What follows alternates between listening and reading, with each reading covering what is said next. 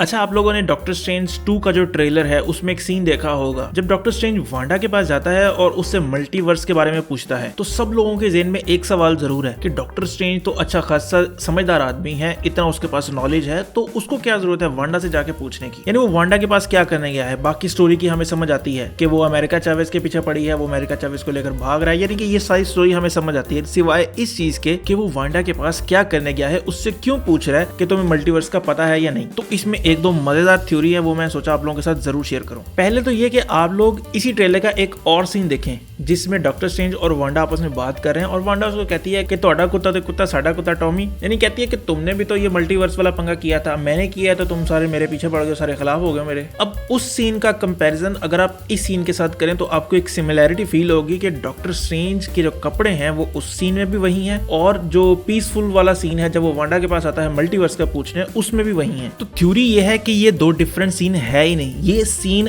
एक ही है। अब पहली थ्योरी ये है कि जब डॉक्टर स्ट्रेंज वांडा के पास वहां पर मिलने आता है जहां पर सब कुछ पीसफुल है, उसने बड़े अच्छे से दरख्त उगाए हुए हैं, तो वहां पर वो उससे मल्टीवर्स का जिक्र करता है, तो बातों बातों में वेस्ट व्यू का जिक्र निकलता है, तो वहां पर वो उसे एक इल्यूजन क्रिएट करके वो दिखाती है कि अगर मैं पागल होगी तो ये सब कुछ हो सकता है, और जब तुम करते हो मल्टीवर्स पे पंगा तो तुम हीरो बन जाते हो, और मैं करती हूँ तो मैं सबके लिए एक विलन बन जाती हूँ। ये भेदभाव क्यों? तो बेसिकली जो दूसरा सीन है वो उसे एक इल्यूजन क्रिएट करके दिखा रही है कि अगर मैं पागल हो गई या मैंने अपना असली रंग दिखाया तो ये हो सकता है, क्योंकि वांडा विजन में एगाथा ने उसे ये कहा था कि तुम सॉर्सर सुप्रीम से भी ज्यादा पावरफुल हो, और जैसे कि हमें पता है कि डॉक्टर स्ट्रेंज अभी तक सॉर्सर सुप्रीम नहीं बना, लेकिन अगर वो सुप्रीम होता भी तब भी उससे ज्यादा पावरफुल थी वांडा। और अगर आप इस सीन को देखें ना तो आप देखेंगे कि पीछे वही दरख्त मुरझा रहे हैं, यानी कि उनकी सिर्फ पतली पतली शाखें ही रह गई हैं, बाकी वो जो दरख्त हमने पिछले सीन में देखे वो सारे मुरझा चुके हैं। अच्छा, बातें हैं इससे भी एक मजेदार थ्योरी पर, वो ये कि जब वांडा की और डॉक्टर स्ट्रेंज की आपस में फाइट हो रही है तो वो उसे अपने इल्यूजन में जकड़ लेती है और उसे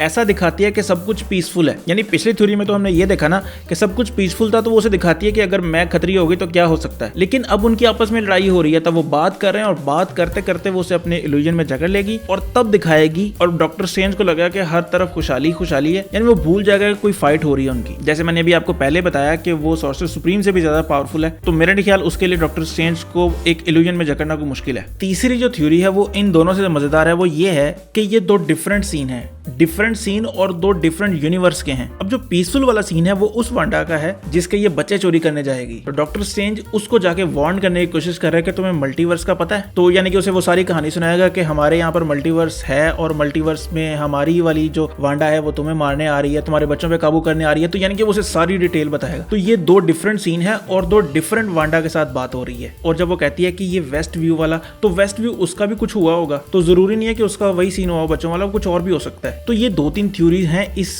सीन के हवाले से। तो आप लोगों को क्या लगता है कि इन थ्योरीज में से कौन सी थ्योरी पॉसिबल हो सकती है?